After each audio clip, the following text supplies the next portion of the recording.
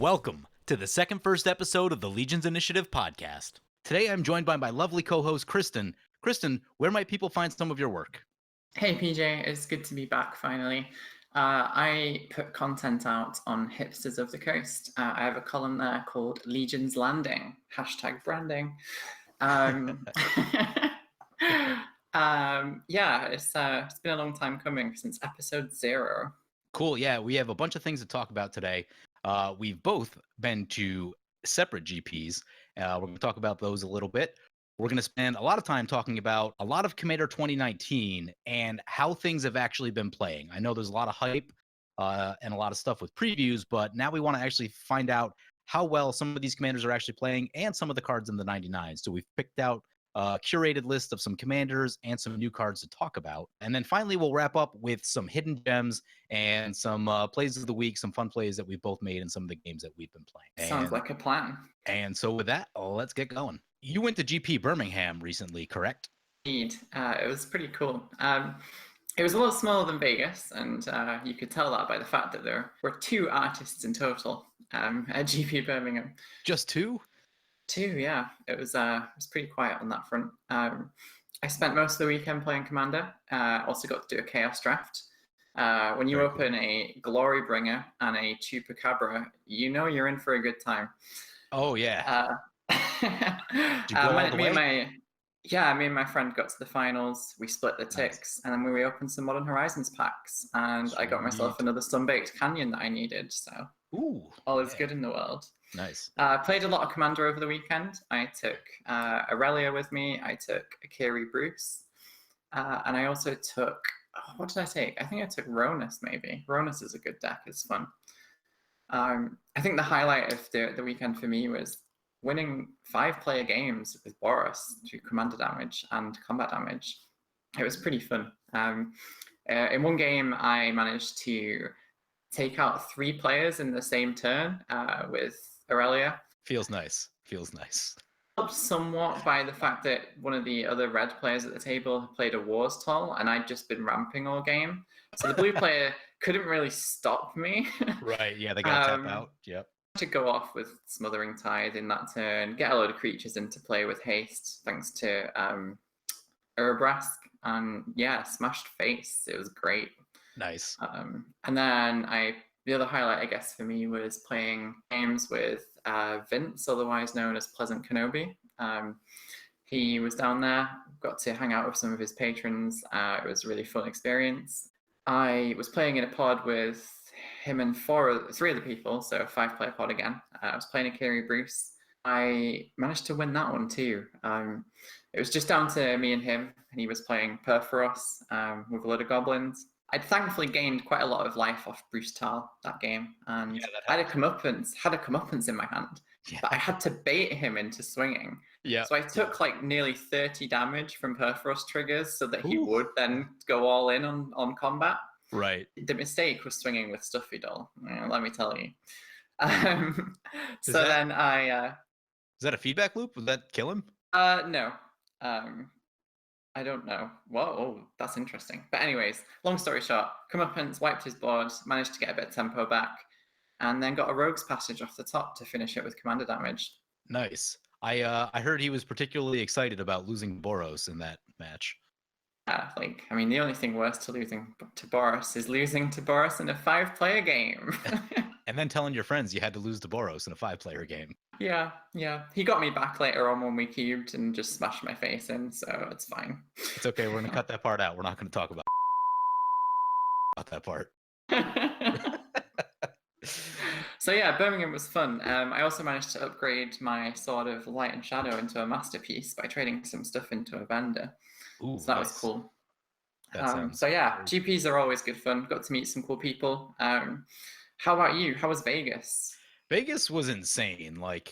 There's not enough time for me to go into the depth that is required to talk about Vegas in such a short setting. But, just like you're talking about, you had 2 artists. I don't know, there were like 10 or 15 at Vegas, just all of the artists. They had all of the artists. I played a ton of games. They had the command zone area, which was super awesome. I don't know, I didn't count, but somewhere between probably 500 and 1,000 tables or at least seats, 500 and 1,000 seats for just commander play. And Crazy, right? yeah, exactly. And it was super awesome. I talked to so many people. I made a list somewhere just so I remember everyone. But I talked to Jumbo Commander for a few moments, talked to Jimmy Wong for like 10 uninterrupted minutes, which was awesome. I hope this was a good list, by the way, not like a Liam Neeson and Taken list. Like, I'm No, going to no, find you. it I'm was going to no, defeat you.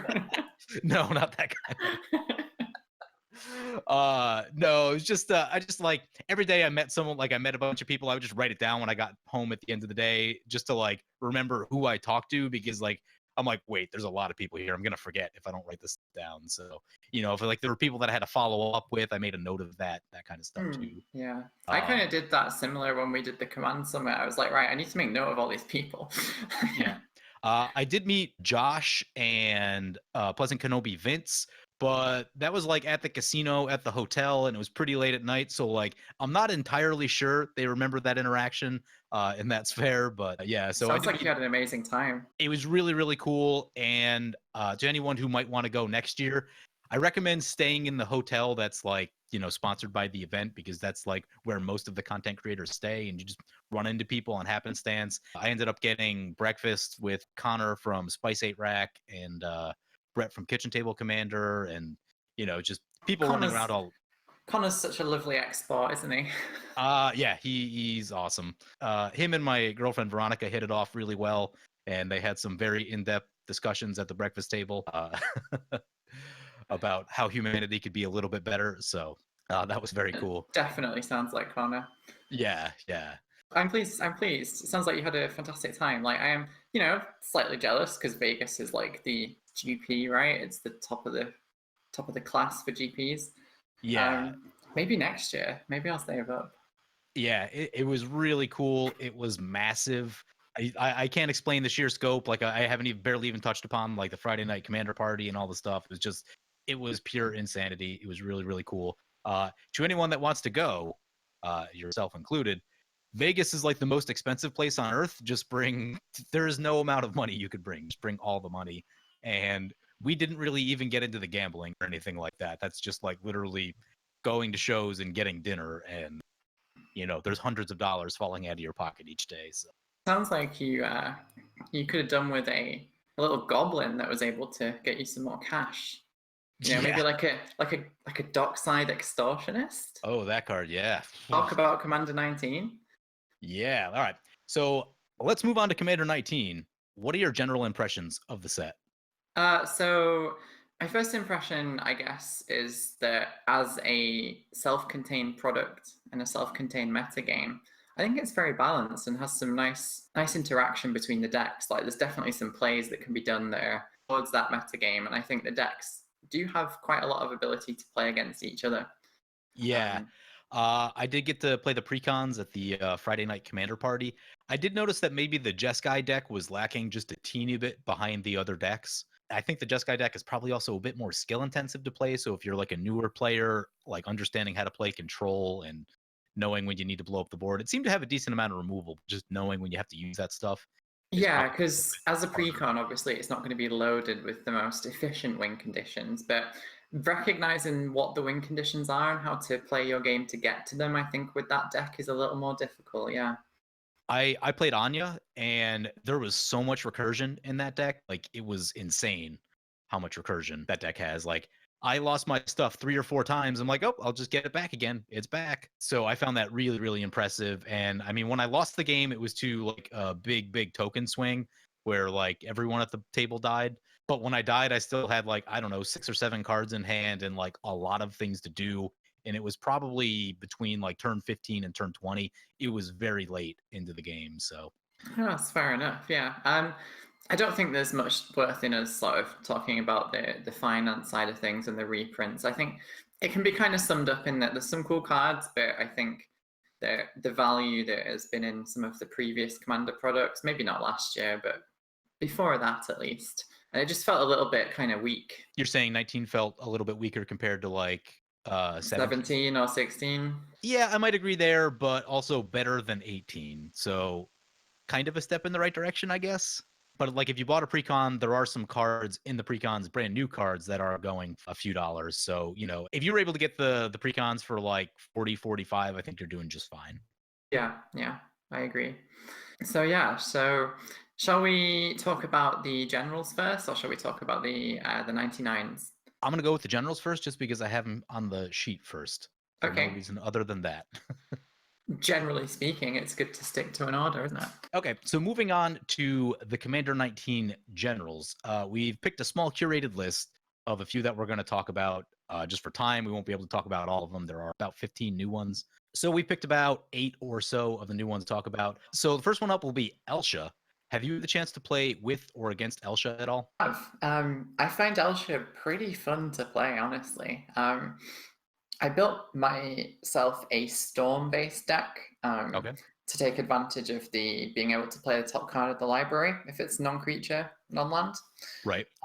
So for anyone that's uninitiated, the easiest way to storm off with that is to use Sensei's Divining Top and then something that will discount the cost of your artifact spells. So Ethereum Sculptor, Ugin, the new Ugin does that too, reducing them by 2. So you can effectively draw through your entire deck and increase the storm count and the prowess triggers by essentially as many cards as you have. In your estimation, how easy is it to assemble that combo? I found it quite easy. It could be incredibly easy if you were going like all out and built yourself a really tuned version of the deck, because mine's not like super tuned yet because it's not the kind of deck that I usually build. But I found it quite consistent. A couple of different win cons. I had Perforos and then Empty the Warrens. I also had the new Saheeli, the uncommon Sublime Artificer. Okay. She makes tokens when you cast non-creature spells, so same thing with that. And then I also had Chandra's Ignition, because if Elsha gets really big, she can just obliterate. Yeah, that will work. I myself have seen one iteration of Elsha, and they were trying to do the storm off thing as quickly as possible. Like it was a pretty competitive setting, not quite CEDH, but probably like we'll say like tier 2 or something like that. And everyone in that game just got locked down by a really hardcore Marin Stacks deck, so like no one could do anything. There was like a turn 1 root maze, and that made everyone go in slow motion. So I didn't actually get to see the deck go off, but it looked like it was close and that it was trying to. Yeah, my build was slightly more focused on tempo, so controlling the board and the ebb and flow of play to the extent where you essentially want to then, get a Devastation Tide on top of your library and cast it at instant speed, bounce everything, and then when everyone's tapped out after trying to replay their boards, that's when you go off, kind of thing. Right. Yeah, and it looks like that build can be very, very powerful, very quick, and very consistent. I do want to see more of it, but I think that's going to be somewhere near your CEDH levels of play. So It definitely felt strong, and I definitely felt like at the table people needed interaction, because once that loop goes, it just goes. right. Yeah, exactly. The one thing I want to do with it that I haven't really seen anyone talk about, I'm just going to run like 40 burn spells and just play them all off the top of my library and just start shooting things. I've been looking for a way to build that deck for a long time, and I think this might be the commander to do with. Anyway, Kaikar would be better there. maybe, but the card advantage is so good because if you're playing just like Lightning Bolt and Incinerate, the fact that you're using a card to do that in Commander is probably the biggest cost. So, if you can just keep playing more of them, that's what's got me attracted to it. Speaking of cards to win a game, Girard, Conclave Exile, that thing can just win with no cards played if it gets going. Yeah. You said you've seen a pretty tuned list of it floating around? Yeah, my opponent was playing Rampaging Balos and Helm of the Host. Good cards. Good cards. Like things like Doubling Season, what's the green one? Parallel Lives. Yeah. Yep. They were playing that sort of stuff, and honestly, like my Elsha deck wanting to control things, but you can't really do much against token production unless you have the board wipe in your hand. Yeah, you just need board wipes against tokens. Yeah, it was pretty really crazy. I'll tell you what though, I posted this on Twitter the other day, and if you find that your meta is a little bit full of tokens right now, Crafty Cutpurse is a great card. I don't even know what that does. What's that do? Excellent. 3 and a blue, flash. When it enters the battlefield, all tokens that would be created under an opponent's control this turn are instead created under your control. Oh my. The opponent went to combat with the Helm of the Host, and I was like, "While that triggers on the stack, I'm just gonna flash this guy in. Take a copy. Take a copy of your Geared. Do you want to make any more tokens? Because if you do, I'll get them." Nice. It's sweet. There are applications that I would not recommend because I like playing Smothering Tithe and Wheels, but you can see where that goes. Yeah. Yeah, wow. I've been main decking that because my meta at the moment is Geared, it's Selesnya token decks, it's just decks that like to spam tokens. So, Right. I was talking to someone, fun. I don't know, maybe like a year and a half ago, and they just ran Virulent Plague in their main deck just cause like tokens just happen often. What does And Virulent Plague do? tokens get -1/-1. Okay. It's one mana black enchantment, so you just pose tokens, and they're like, yeah, it's just awesome as a main deck card because it always hits something. So There's no shortage of things that people want to skull clamp. yeah, exactly. So the one time that I saw Jared was I played a couple videos with it. I built in every additional combat spell that exists in Naya, and that's not really the way to go about building that deck. Like, you're better off picking probably the 5 or 6 best ones and sticking with those. But another player was also playing the same commander, and Desolation Twin is absurd. Like, if you're copying the Desolation Twin token, It is. It's very absurd. things get wild. That's a lot of 10/10s. But anyway, yeah, so it can definitely pack a punch. The one thing I did find that was awkward with it was just the fact that, like, you need to attack with it and have the commander survive. So maybe something like an Iroas or some sort of unblockable is going to be a good idea with that commander. Yeah, for sure. I mean, 5 toughness helps, but it's not massive, is it? Right, exactly. Like, at some point, people can just block it and kill it. So you do need to be a little careful with it. But overall, it's strong. But I think because of that, it was relatively balanced too. Like, you need things to keep it from dying. So Yeah, the only way I won that game with Elsha was I managed to Etherize. yeah, that's a great card. Yeah, there's some list of cards I hate to play against but love to play with. Oh yeah, it's backbreaking. Anyway, moving on from there, we're getting to my favorite commander, and that is Gerard Weatherlight Hero. Have you played Gerard at all? I have. I made myself a build that took advantage of being able to recycle things like Oblivion Stone. And I also snuck in a few combos in there to try and win with. So Which combos were you using? I think I had the Kiki Jiki with Felidar, Restoration Angel. That's a good one. I run that one. For us, I had Loyal Retainers, Altar of Dementia. That's a good I one. had basically quite a few. Did you also run the Karmic Guide Revelark combo also? I did. But I also had quite a lot of haste. So I had like Urabrask, I had the Hammer of Perforos, because that's an artifact which comes back.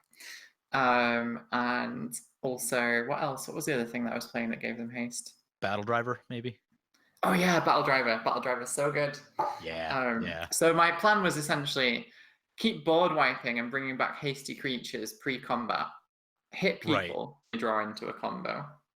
And you feel like that's been working most of the time? I do. What about you? How have you been playing?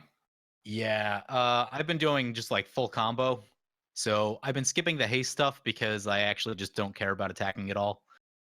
Which is effective, but like is not particularly exciting for me to play. But it just wins. The deck just wins. Like, I've been winning so much with it. I faced an Angry Omnath yesterday, as a matter of fact.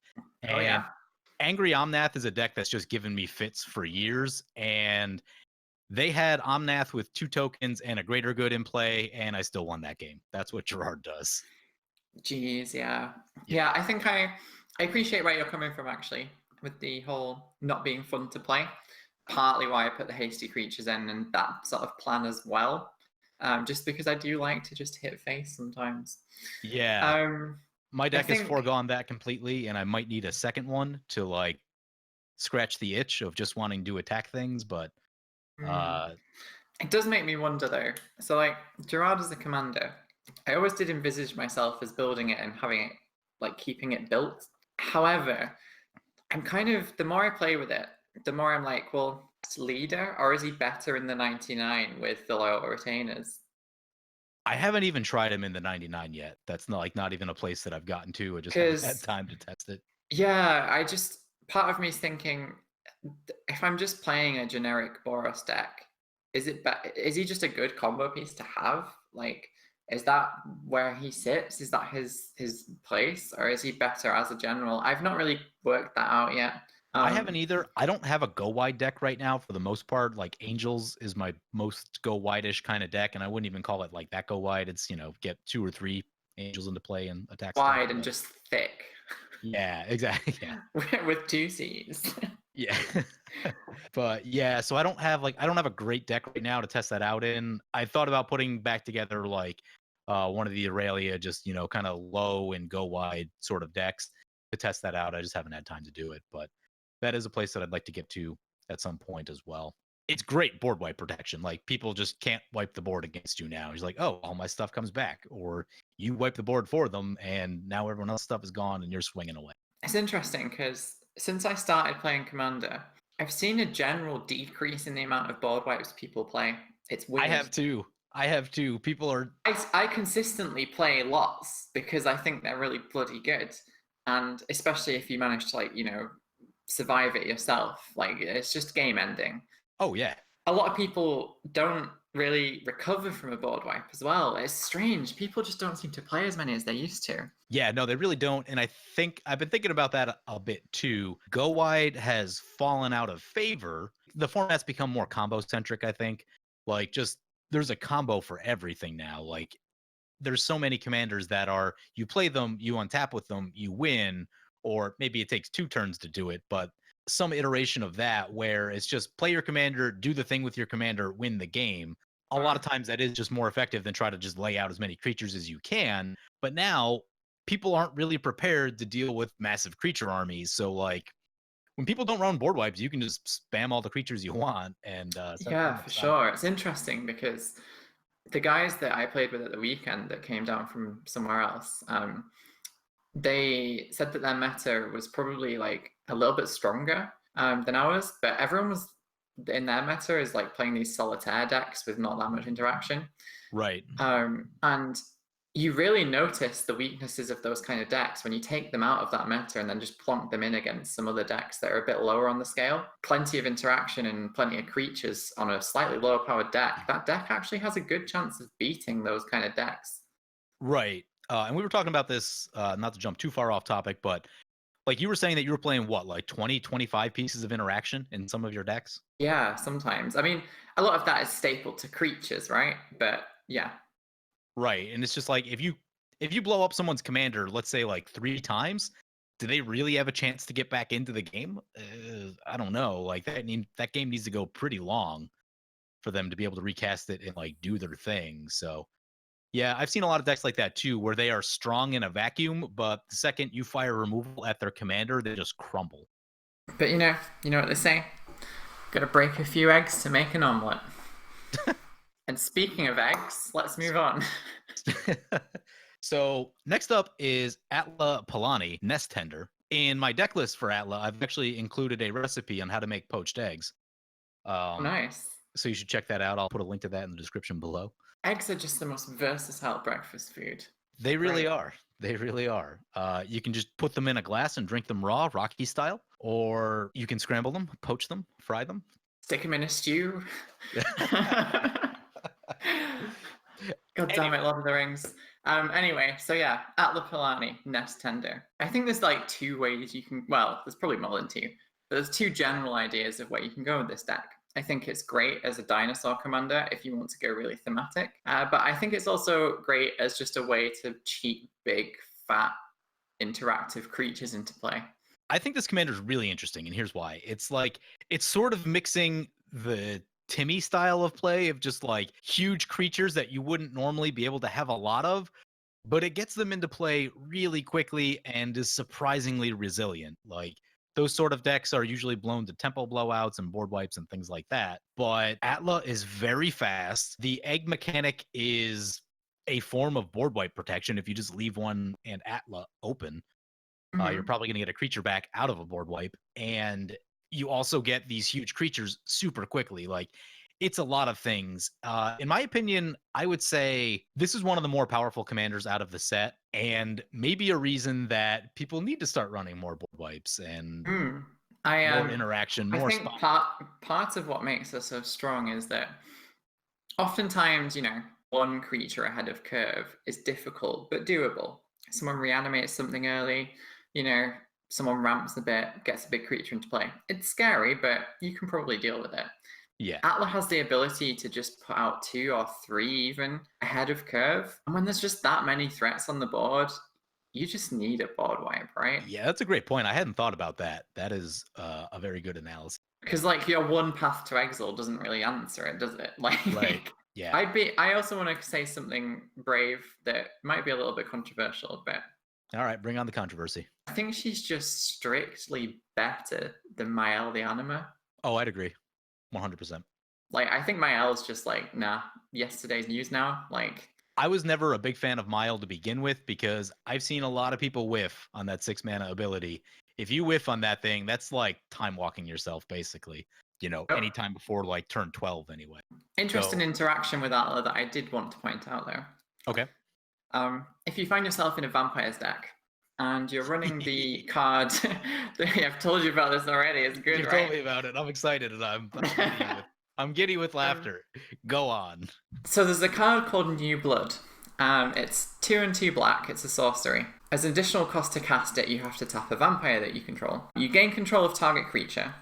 It becomes a vampire, and any instance where a creature type is mentioned in its rules text, you replace that type with vampire. So let me just sum this up for you. If you steal someone's Atla Palani with New Blood, tokens die with Edgar, you get to cascade into more vampires.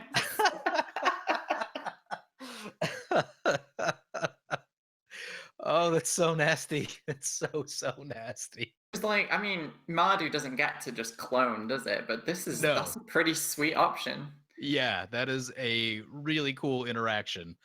Uh My flatmate is in the process of building Atla, and I just keep nagging him to finish so that I can blow him out with that. And I really hope he doesn't hear this episode before we get to play. Yeah, tell them they're gonna want to run a homeward path for sure. Yeah. Oh man, oh that's so good. That Okay, so I guess then that's a good point to move on to the next commander on the list. You wanted to talk about Kirik, right? Yep, Kirik, son of Yawgmoth. I think that is the hyped commander of this set. There's usually one commander in every set that people are just really excited about. For this set, I think it's this one. Although there are a lot of commanders to be excited about, but I've heard a lot of people talking about, oh, I want to build Kirik. Oh, I want to build Kirik. Kirik seems the easiest to break, I think. It's the easiest to break, but because it's also Agile. it's fragile, and because it's the hyped commander of the set, people just shoot it with removal instantly. Like you play it and they're just like, nope, swords, path, pongify, whatever they got, right at Kirik. Yep. So you've spent 4 mana, lost 6 life, and have done nothing because you just got blasted with removal. So I think for that deck to work, you want to have things that you can do right away when Kirik's in play, which also means maybe not necessarily running it down there the turn just to get it out there. Like, if you have some boots or something like that to protect it, that's a different story. But I don't think you want to just like run it down there unprotected without the ability to gain additional value right away. I agree. And I think that's kind of true for most commanders. Like, I very rarely cast my commander on curve unless I've kind of assessed the board and the decks I'm playing against and feel like it's got a good chance of untapping. Right. Just because there's so many people that will just shoot a commander as soon as they can because it's a commander, Yeah. right? And I found this similarly, like when I was playing the Elsha deck, I Elsha unless I had some kind of protection or way to back it up, and I was on like 7, 8, 9 mana at that point. Yeah, you don't want to run a commander down there and just have it get blasted. It's almost like getting time walked. You lose a turn basically. Especially when you're paying all the life to get him down there most Yeah, of the time. the life is the big thing too, because like, all right, if you have to cast it twice, what is your life total now? Like low 20s at best? You know, if you've cracked like, well, it's mono black, you wouldn't need fetches, but like if you have an ancient tomb or a mana vault, or you know, drawn any cards in mono black, like your life total just disappears with Keurig. And I'm not saying it can't be powerful, because it certainly can. I think it's probably one of the most easily abusable commanders that we've seen in a while. Maybe at least since like Vanifar or something like that. But because of that, people just shoot it right away. So you got to protect it. You got to be able to get value out of it. Now, I know some people are going to argue and say that you just wanted to get it out there as fast as you can and just combo off as fast as humanly possible. And maybe if it works, it's going to look like a great idea. If it doesn't work, it's going to look like a horrible idea. So, you know, it's sort of balancing those two things out. It's the definition of a glass cannon, right?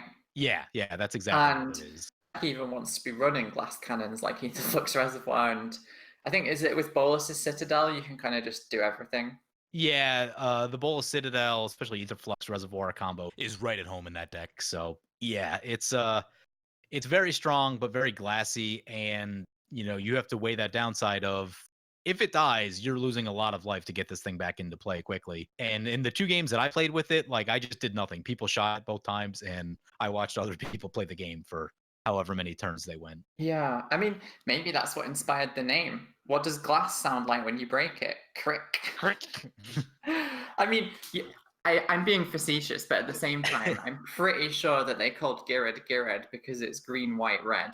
Oh yeah, nice. I didn't even notice that. Like, stranger things have happened, right? Right, yeah. I read somewhere that people are pretty sure that Savage Beating was the name of the card in playtesting, and they just never changed it. If you ever face that card, Yeah, it's definitely a rings savage so beating. yeah, the name rings so unbelievably true. Anyway, so yeah, Keurig, very abusable, very strong, but also very glassy. So one that you have to be careful with. I haven't actually seen it go off yet. Maybe someday I will, but at this moment of time, I think there's just too much attention on it, and people are just like, nope, shoot it. 100%. Moving on from there, I want to talk about all 3 of the red-black commanders at once, just for the sake of time. They all have different abilities, but they're all really cool, and they do intertwine a little bit. And I did find that when I was playing the deck, they all just fit into the deck super, super well. Anya, I had the chance to play the precon. Haven't had a chance to play the CEDH version of it yet, but I have played like a kind of mid-power reanimator. Is that the one that combos with World Gorger Dragon? Yes, it does. So you play the World Gorger combo, and basically you just mill your deck until you get to cut to ribbons, and then you burn everyone out with infinite mana. So haven't tried it yet, but it seems like it should be really easy to assemble. Only thing you got to worry about is interaction from your opponents. It seems very, very powerful, and one that I might try because it doesn't actually seem that expensive to put together. And maybe I'll take it to my combo group just to see how it plays. But yeah, I think I saw rumblings about Greven Predator Captain being pretty strong. Did you get to see Josh's deck in action at all? I didn't see Josh's deck in action, but I did face one Greven on my channel, and I mean, it killed a player in like 5 or 6 turns and was ready to kill the other 2 on the following turns. So it's very fast and gets huge and draws a ton of cards and does a lot of things that Red Black likes to do. I've been calling it like a true suicide aggro commander. It can kill things super quickly, but it's like it's like those berserker ones from Lord of the Rings with the try and light the bombs on fire. Yeah. Like, he's coming. He's gonna wreck his way through the crowd. Question is, how much life do you want to pay for that? That one's very strong, but also glassy and prone to removal. I think I played like a single piece of interaction and hit them once and they died, kind of thing, because they burned all their life. So you got to be careful with it. Protection also going to be good for that deck. And then finally, I had the chance to play Chainer the other day. Video hasn't gone up yet, but probably will be by the time this podcast airs. Chainer interests me. It's really interesting, and I've got to do more work with it. I built kind of a high curve reanimator thing and jammed a bunch of my favorite big black creatures into a deck, and it wasn't bad doing that. I think you can make it a lot stronger if you just want to go like full combo and try to get like Machias and Triskelion. Maybe you could, I don't know if you need World Gorger combo, but whatever, you know, other graveyard based combos, or the one I'm thinking of, Sire of Insanity, Mind Slicer, that kind of stuff. If you're just like, I want to end the game as quickly as possible. Yeah. Fun cards, right? Isn't Magic Yeah, fun? super fun. Speaking of like super fun and interactive decks, Pramicon interests me in the sense that Super Friends with Pramicon seems very interesting. Oh yeah. Ooh, I Because haven't even thought like about that. the weakness of like planeswalkers is that everyone attacks them. But if there's Right. only one person attacking them, that makes your ways to protect them a lot stronger. Yeah. Oh my, that seems good. And it lets you get set up and do your stupid planeswalker rolls a lot easier. Um, Yeah.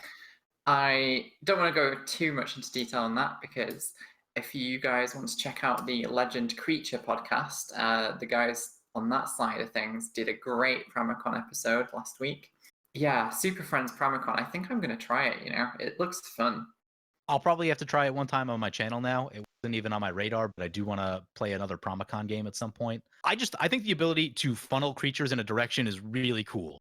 It doesn't work for every single meta. Like it's not going to be great against combo, and maybe you want a few counter spells against combo decks. But if people are just trying to attack stuff, I think it's such a cool ability. I really, really like it. And It's really like cool.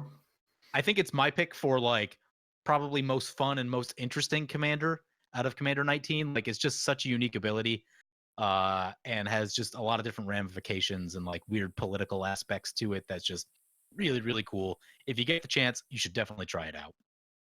Yeah, for sure. Okay, so we've talked about some of the commanders from 2019, but what about the cards in the 99? We've got a few cards we'd like to look at, things that have been printed for the first time in this set. We're not going to go over reprints because everyone knows how they work, but there's some interesting things. Yeah, like the first one that I kind of wanted to get into was Mandate of Peace. It's an interesting card. You can cast a spell only during combat. Your opponents can't cast spells this turn, end the combat phase for 1 and a white. So Mandate interests me because it's going to change how people play. I think on paper it's very easy to sort of F6 your way through the first main phase in combat if you've got nothing to do.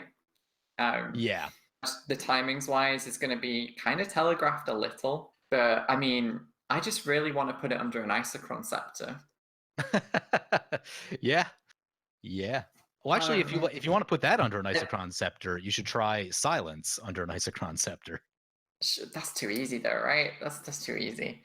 But this looks interesting off Sunforger. If anyone's kind of like doing any kind of minute things during combat, or anything that might happen in the end step that's been set up as a trigger, interesting way to get around that. So, because you end the combat phase, you can also skip your opponent's attack, correct? Yeah, that's correct. There's a lot of utility in that. If you need to skip past an opponent's attack because they've got a ton of stuff, you can do that, but you can also protect your things if you need to. I think this is going to slot right into a lot of Jeskai Sunforger builds because those are the decks that kind of want to dictate the ebb and flow of the game. And being able to skip combat while you're doing tricksy blue things is quite a nice little thing that you can have in your back pocket.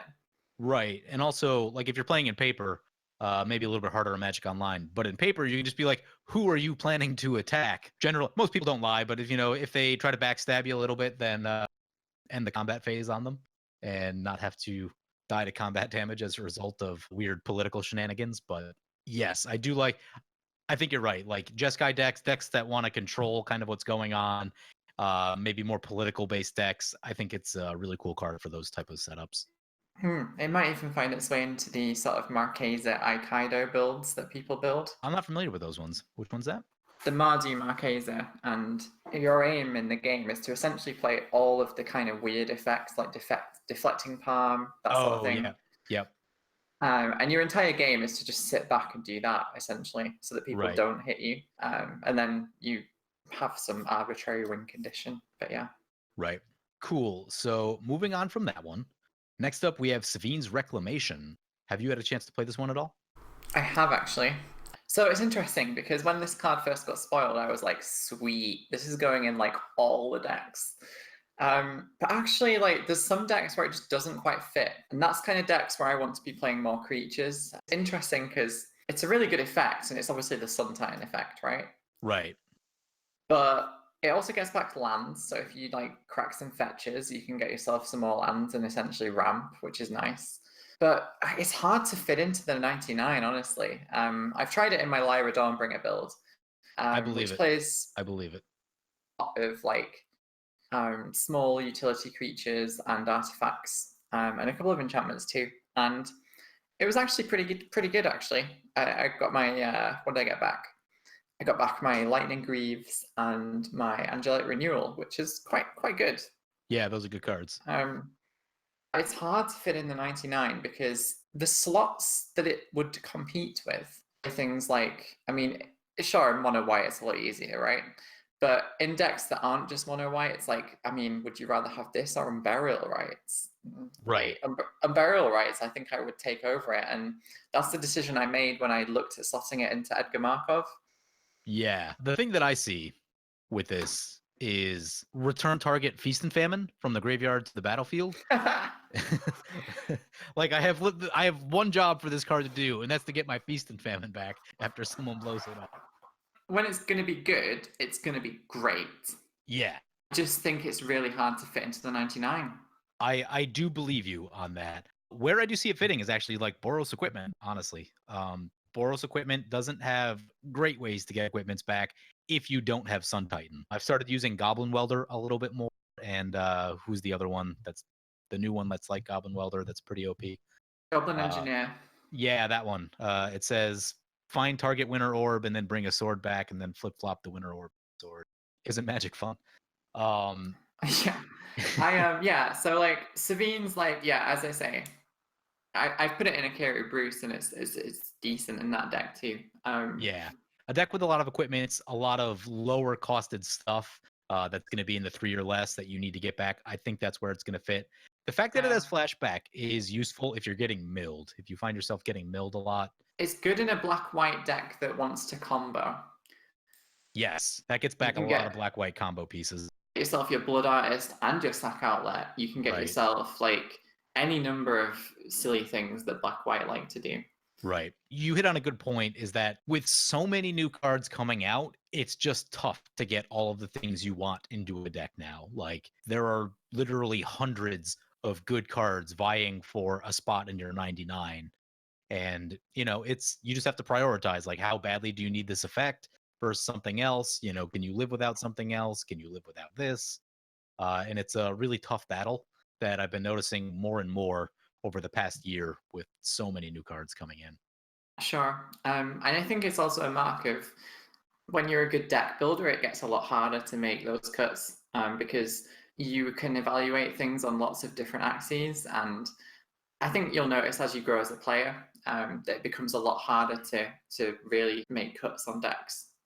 Yeah, the problem that I have is that when I have to cut something, I know what I'm giving up. Like, I'm like, oh, I'm giving up the thing that blows up enchantments or something. And I'm like, I'm going to lose to enchantments now. Let's just hope there's no enchantments that are a really big problem. And, whatever the case is. But like, once you're very aware of the effect that you're giving up, it becomes really painful making cuts in your deck. So. I mean, I just bit of a shameless plug. I just did an article recently about the idea of sort of having a couple of cards in your deck box for different meta games. So we can maybe put that one in the description because it kind of discusses that idea a little bit, doesn't it? Yeah, and that's the thing that I've been doing for a long time too. Like 2 or 3 cards can really change a matchup for you. So, yeah, we'll put a link to that one in the description below, and maybe a topic worth revisiting at some point for a more formal discussion.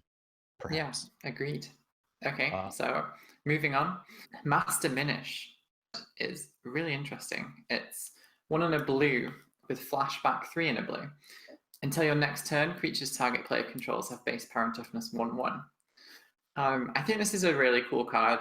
I think it's great politically speaking because it just makes combat really difficult and annoying for your opponents. Yeah. Especially if you can cast this at instant speed because it is a sorcery, but you're playing blue, right? Right. I also think it's interesting with like either an Izzet deck or a Jeskai deck that cares about like burn wraths because you can just put like X is 1. Like, yeah, that's a good point actually. I didn't just surprisingly efficient. Yeah. I did that when I was playing the Precon because it has Magma Quake. I'll just cast this and then I'll flash it back and then I'll Magma Quake. And I had enough mana to do all of that. Like, it was great. Yeah, that's awesome. I wish it was at instant. Like, I wish it came at instant speed, but it probably also like a little too good at instant speed. But if you're playing Elsha, you can play it at instant speed. Yeah, and I mean, if you're playing Elsha, you probably have Vidalcan Orrery and Leyline of Anticipation anyway, so. But it is interesting in that, like, you can power down, especially like a Voltron deck or just some big thing that's going to be real bad for your life total. You don't have to deal with it for a turn or two, depending on, you know, if you flash it back and all that. And that can make all the difference in a game, honestly. This card performing best in conjunction with being able to damage wrath these creatures away. But I also see it being really good outside of that, politically speaking, because you can, especially on paper, like you can really have some interesting discussions about combat when you've got this card. Sure, you could be like, hey, if I make this thing small, will you attack him or her? Because it's until your next turn, so they stay Right. 1/1s, right? Yeah, so if they have a big blocker that's kind of keeping everyone away, not anymore. Also, like, I don't think green needs this, but if you're playing within Simic or Sultai, you've got Trample. It's pretty good. Yeah. Here comes Galta. Or there goes Galta, because it's a 1/1 now. Well, I was just thinking if you're playing in those colors, like, so, like, if you have, like, Thunderfoot Baloth giving your team +2 and Trample, Oh, yeah, that's a card. you just go, right, well, all your guys are 1/1s. I win. So, yeah, it's a pretty interesting card. Yeah. Moving on from that one, next up we have Bone Miser. Have you seen this thing at all? I've seen it in play, but it does intrigue me. It's like Waste Not. Pretty much where you want Waste Not, you want Bone Miser. And It's kind of like the counterpart to it, right? yeah, when that happens, you lose the game, is more or less what happens. Like, they do the thing and they get a zillion triggers and you just lose. Because now they've got creatures, mana, they're drawing cards. Like, what do you do? And maybe it's a little bit slow at 5 mana. Maybe not for the fast combo decks, but if you just need access to another Waste Not, yeah, this is your card right there. The amount of triggers it generates is insane. Yeah, I see this slotting into quite a few different decks, actually. Right. So, you know, black decks can discard cards for any number of reasons. If you've got red or blue in there, you might be doing wheels. If you're black, you just might discard stuff just because. It's so powerful. It's so powerful. Next up on the list, we have Dockside Extortionist. This little goblin seems to be the main value in the Jeskai deck this year. He's definitely creeping up in value. I think last time I looked, he was at $25. I bit the bullet and bought one yesterday. I think I paid, it was low 20s. Yeah, I really like this card. I've had some interesting thoughts on it, and I think that as a way to ramp, there are going to be games where you sit down and there's a load of green decks that just like use Cultivate and stuff, and you don't really get a chance to really take advantage of this card. Right. But then there's going to be games where you're playing against decks that don't do that. And if you play this guy on like turn 4 or something, you can jump straight ahead to like turn 7 or 8. Yeah. And I guess the ceiling on this thing is when you can blink it or reanimate it, right? Right. It's a creature, so the ability to abuse it is high. Maybe not in mono red specifically, but with any other color, basically, you can do some wacky stuff. I mean, I'd do it in mono red. You can play Microsynth Flatus and just make all the mana. Nice. And try not to play the Khan, but give in to the dark side anyway, right? Just you're playing mono red. Why not? Just do it. Yeah, exactly. Play the Blood Moons, play the Khans. Yeah. But yeah, it's cool for 2 mana. I like it. It's another way that they're trying to catch up some of the colors that don't get to do silly things in Commander as often. Right. And I think it's really interesting because, as you point out, it's not always going to be amazing. As you said, if there's a lot of green decks tend not to need artifacts and enchantments in the same way that other colors do, especially artifacts for ramp. Yeah, that stuff's late game, right? And at that point, it's like you're either already losing. Yeah, exactly. Like, if you're trying to get it off a Zendikar Resurgent, you're probably in trouble. Yeah. But, you know, there's people I know, especially when you get to these like higher tiers of play where, you know, people are trying to go turn 1 Chrome Mox, lay down all the free mana rocks, the 0 and 1 mana rocks, basically.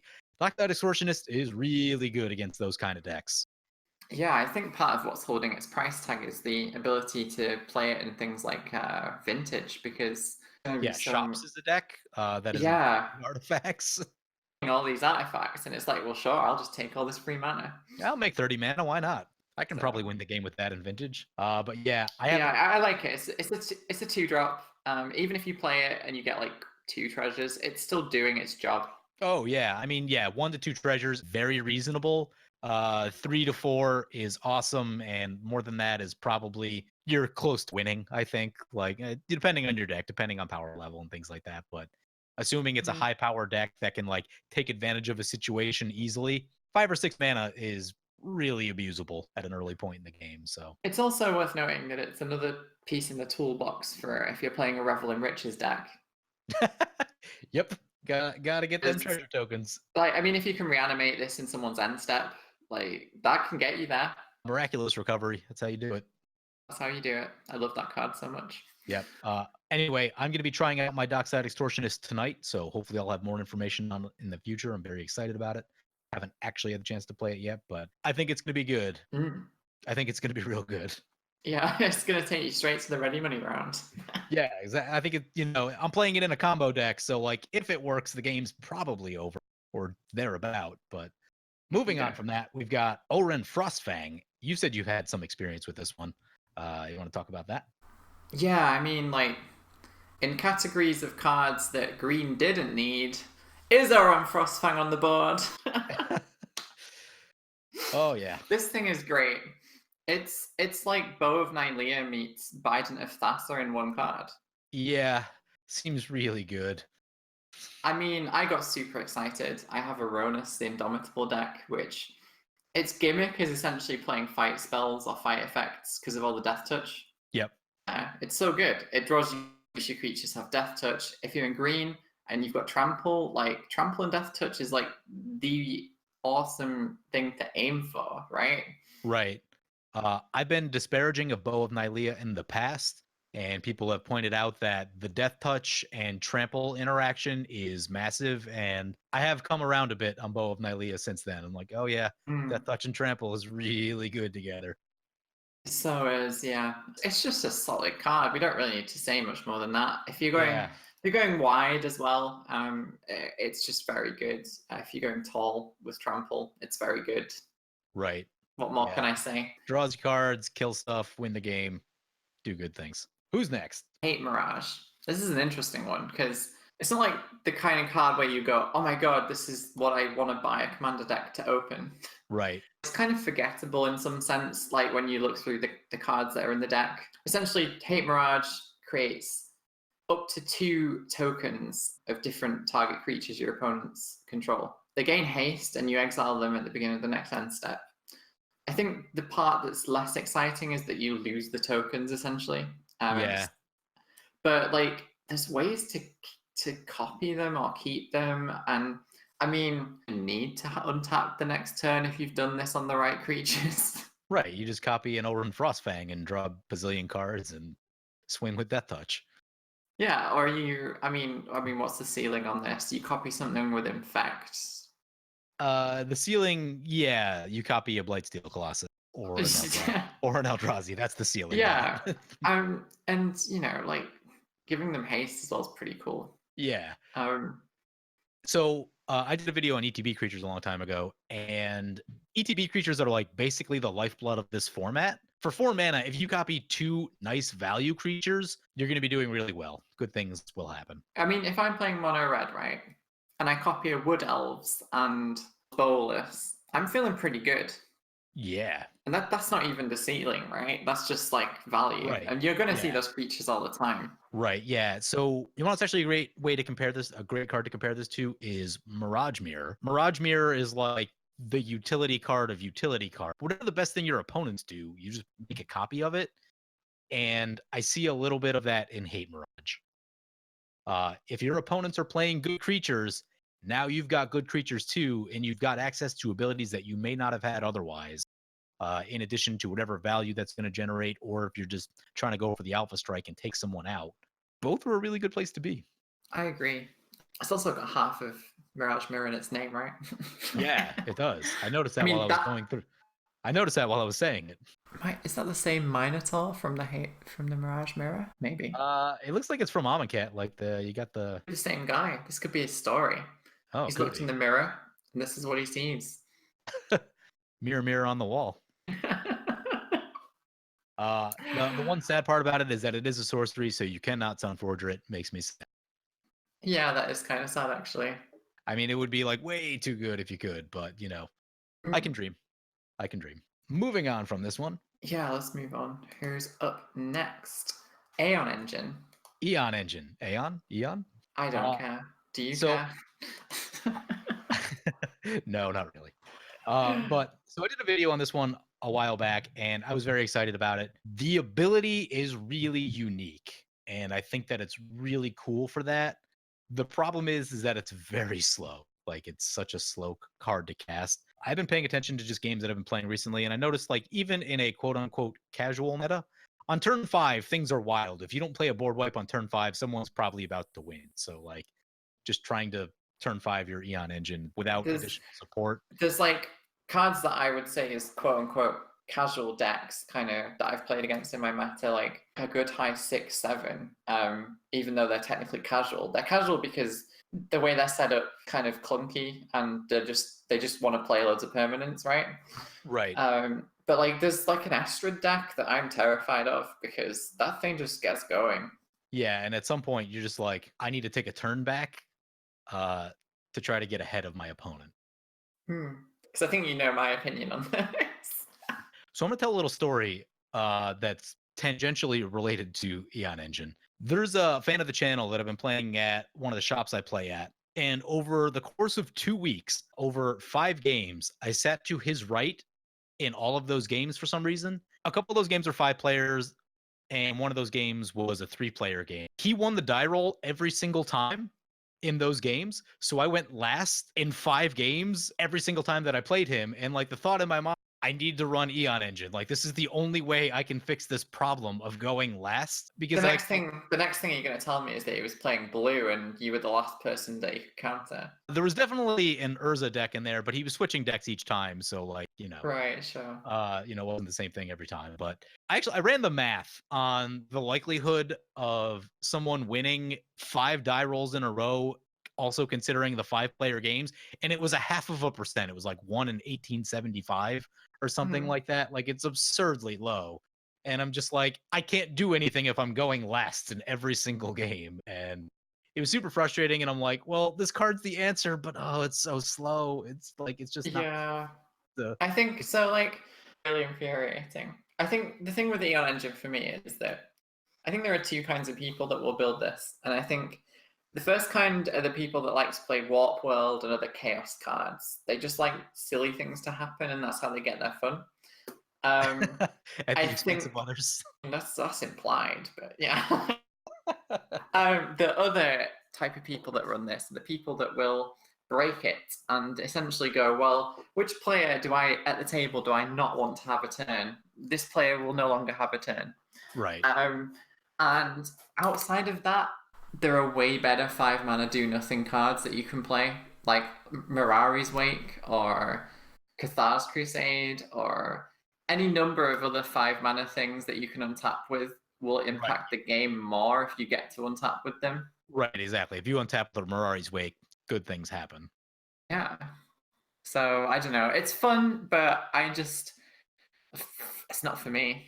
Yeah, I just like, it's such a unique ability. Like that's the part that kind of draws me to it, is that there's not another card in the game that does that, which is very exciting. But yeah, I think they played it too safe is what they did. They made it just a little bit too safe. For sure. And yeah, as I'm thinking about it, maybe it was better served as like, this would be kind of weird, but like a colorless sorcery that exiles itself. Maybe. Like you just do it one time and that's it. Like there's no, I suppose some deck could copy it somewhere or another, but very limited interaction. But yeah, it makes me sad that it is just a little bit too slow based on what's going on in Commander right now. Yeah. If we're on the topic of artifacts that you can break, though, I think we should talk about Scroll of Fate. Yes. So you said you've had some stories about this one. Yeah, I mean, 3 mana. You can tap it to manifest a card from your hand. If you're playing any kind of colors that have access to blink, so you're playing like Brago, rune. You can just put an Omniscience into play or something equally nuts. A massive Eldrazi. Yeah. You don't even have to pay for the manifest. It's not like playing a morph where you've got to pay the 3. This thing's pretty Yeah, nuts. that's true. Yeah. Once it's in, you just keep tapping it. Lay a voltaic key down, untap it, untap it more. Maybe you're in Yeah, Simic. like, I mean, I played when it was in the precon, and it did so much work. Like, they were just casting their first morph for free. They were putting another one in for free with this. Like, insane value. But then if you think about its applications outside of that deck, like, the sky's the limit, right? That's what's crazy. So like normally when you manifest, you don't know what's coming. You're manifesting from your hand, so you know exactly what you're putting down. That's there so are just crazy. there are just so many opportunities to do silly things with this. I really want Yeah. to build a deck to try it. Like you were talking about just flipping over huge creatures. And that reminds me of a long time ago, somewhere around like Planar Chaos Standard, I think. I don't know if it was like a tournament deck or it was just something I ran into randomly that would like you play a face down red Achroma and then you blink it with Cloud Shift or whatever the blink card of the day was. Momentary blink, I think. And now you've Mm-hmm. got this huge creature in play on like turn 3, turn 4. Yup. Yeah. Akroma is a tank. It still does annoy me though that Red Akroma doesn't have haste. Like what? Oh yeah, me too. That one kills me. It makes me die a little inside every time I look at it. A lot of times when I first started playing with the Akromas as well, where I just assumed the white one didn't have haste because obviously Right. the red one has haste. Yeah. And then someone would be like, why didn't you attack with Akroma? And I'm like, it has haste? Like Yeah. I feel like they didn't plan well long term on that card. It's like, well, there's morph in this set. We just got to jam a morph ability onto this card. I would happily trade the morph for haste. Mhm. I think that's pretty much it. I think you wanted to mention Bloodthirsty Blade as something that interested you. Yeah. So when I built the Marisi deck, I wasn't able to get it online. It's super sad. But I've always been really hot on the goad mechanic because it's so disruptive to people. And I haven't had a chance to play with Bloodthirsty Blade yet, but I Did really it, want to. would you say that it tends to disrupt their decorum?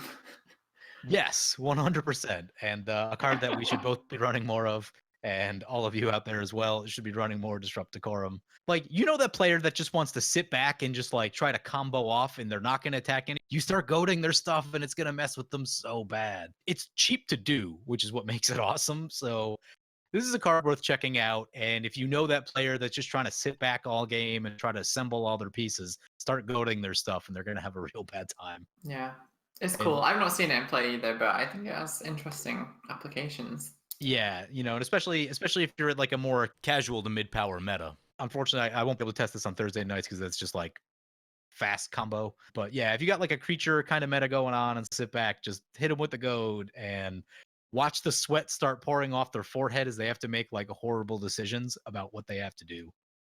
Mm-hmm. Okay, so I think that about wraps things up for Commander 19. Well, it doesn't really wrap things up, but it wraps up what we'd like to cover. Right. It wraps up the list of like curated things that we wanted to talk about, some of the commanders that have looked really interesting. Have you purchased any of the Commander 19 product? I have. I got Mystic Intellect, the Jeskai deck, and Okay. I picked up the. I was gonna try and be clever there and like name the other deck, and I can't even remember. I got the Rakdos one. I got the Oh, Madness one. Merciless Rage. I only know that because I had to look it up for another video that I did. Pick those two up. Sweet. I have 2 copies of the red black deck. I have a box of all of them coming that hasn't arrived yet, and I need to look into that. But I did order some singles as well. Singles, I encourage a lot of people to pre-order sometimes if they're cheap, just to get ahead of the curve if you think something's a bit hyped, and also just to get extra copies because there's no point buying a deck if you just want one card from it. So I ordered myself a couple of copies of Gerard Bang because I didn't pick up the green deck. Yeah, just a few little bits and pieces. Copies of Savine's Reclamation. You got to bring back those feast and famines. They were cheap. Why don't we like round things off with some interesting plays? Like, what's been your best play of the last week? The best play of my last week has been. It's going to be in a video. The video should be up by the time that I talk about it, but Cavalier of Flame, which is a card that I think of that cycle might be the most underrated. Maybe the blue Okay. one, maybe the blue one, Okay. but Cavalier, the red one, still fairly underrated.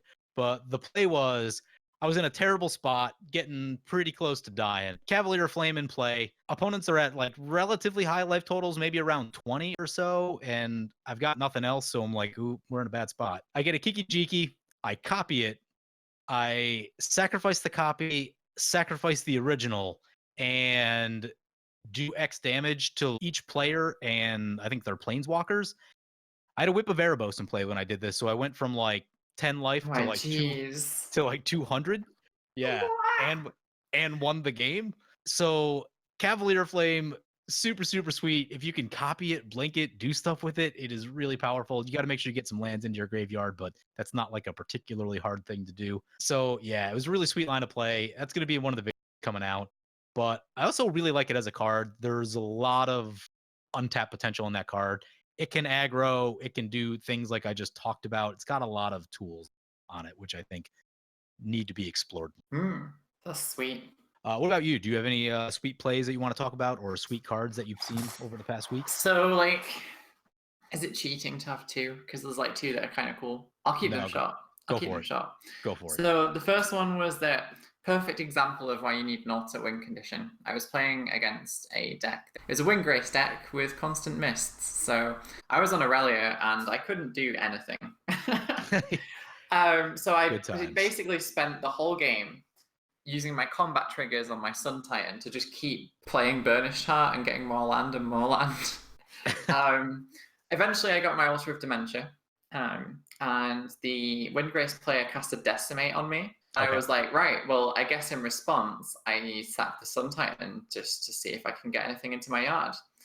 And I completely forgot that the Kalia player to my right that had been behind most of the game had Tariel in play. Like Avacyn Angel of Hope. And they were just like, well, I'll take that with Tariel then, because there's nothing else in your bin. Oh, yeah. And then, like, I think maybe there was, like, one other thing in the bin, and then when they untapped, they took that as well. So I was like, well, that didn't go very well at all. Able to get my altar back up and running. But the way that I kind of won the game was Passage, because I had enough mana to just keep casting Aurelia at that point, that I was like, right, well, I have a Duelist Heritage in play. This Kalia player needs to die because they have like so many strong permanents in play. Right. Well, I guess I'll just pump all my mana into casting Aurelia and Rogue and hit you. And then they removed Aurelia in response when they were like one hit off dying. Okay, so I'll play this Ancient Tomb. And then they were just like, oh, how much mana have you got? And I was like, yeah, you're dead. So, and then so then I just had to deal with the constant mist player, who at this point was on like 6 lands. So I was like, well, I have my Altar of Dementia back. As soon as I hit a Wheel of Fortune and start chaining off wheels, and I have Emeria with Karmic Guide, I can just keep milling you. It'll be fine. Don't worry about it. Yeah. He had to get a train and was like, yeah, that seems fair. Nice. But the second one was kind of more interesting, actually. I just remembered it. I was playing my Ronus the Indomitable deck, and I managed to get off a Cultivate into Nissa, who shakes the world. That card is just busted, right? Which one? The mana doubler, the Planeswalker. Oh, yeah, that one. Yeah, okay. Yeah.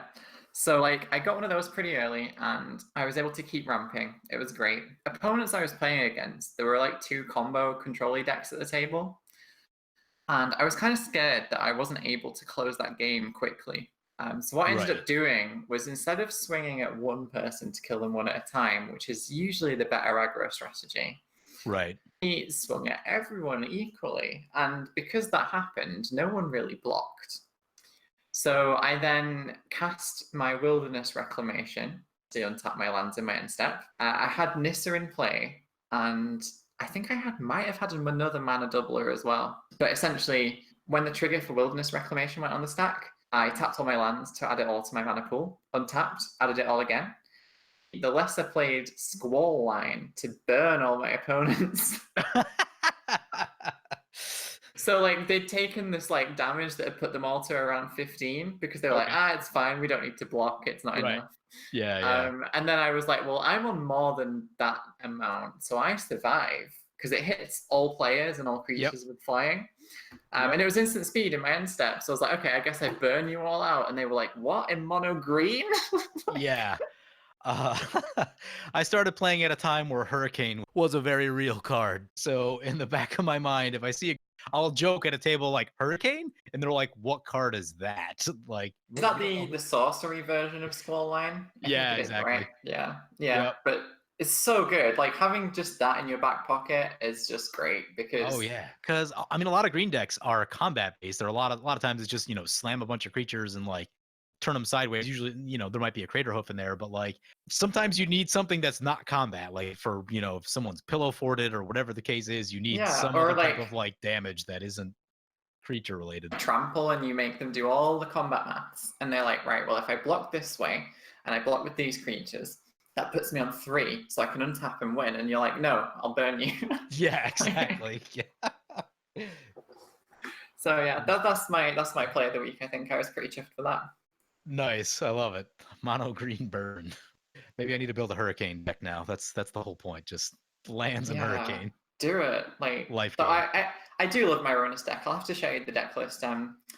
I run lots of kind of thematic Amonkhet stuff. So I've got like Desert Twister and Tornado Elemental. Ooh, nice. Oh no, not tornado elemental. That's the card of nightmares. So good. You just start pumping it with Nylea and Ronus, and then someone dies. Yeah, but like, I play flyers, like a lot of flyers, and then they all go away.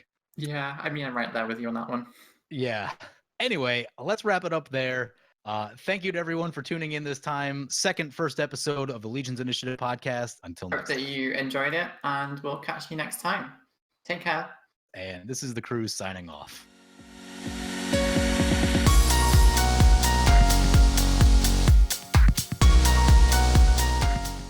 Pramacon's not red-black, though. Promicon is in fact not red-black. I just wrote it wrong. I just wanted to stop you before you were like, I'm Jay Grevin and Pramicon.